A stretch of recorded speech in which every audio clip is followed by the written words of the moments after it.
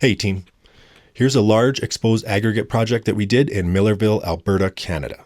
Now I split this up into two videos so I didn't have too much information to cover in each video. Now before we get started, I'm going to address the comments because I know they're coming. And you know what they're going to say?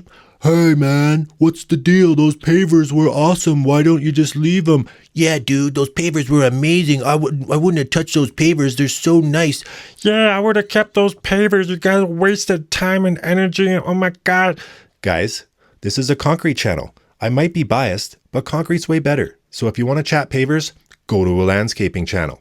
It's also Alberta. It's so cold here, the frost lifts and it moves everything. All winter, things are shifting, moving. Those pavers start to move. They're not connected, so they're going to lift a tiny little bit. Even 1/8 of an inch is enough to catch a shovel when you're shoveling snow. Get like 4 feet of snow every winter. So carry on, guys. I got to talk concrete. I'm not talking pavers. So we'll see you in the comments. I'm sure you'll still be there. Anyway, let's get down to the real talk. So we got everything prepped. We pulled out any unsuitable soil.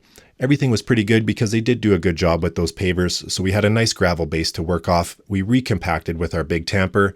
We did our rebar accordingly. We doweled in to the foundation because we dowel into all foundations. And it's not because it's incorrect. It's because it's the proper thing to do. People say they don't, but that's because they don't know how to do a proper base. When you have a dry, compacted base, that ground is not going to move, and the rebar dowels are going to keep that pad from lifting or separating from the building. So check out those beautiful natural river rocks. Those are real stones. Those are like, some of them are 12 inches thick. They have a metal ledger that holds them all up and that holds the weight, but those are not fake rocks on that building. This is a beautiful house, beautiful location. So we're going to make a beautiful pad to match.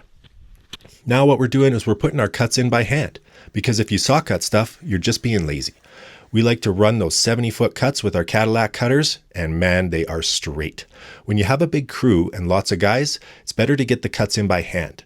So it's one less thing to do the next day. It eliminates any possible cracking that can happen overnight, and it really limits the amount of slurry that you get on the pad.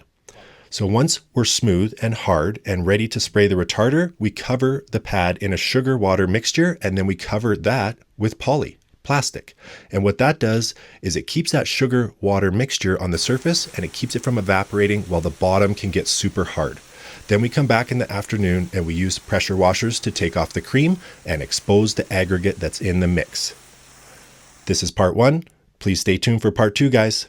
Thanks for the subscribers.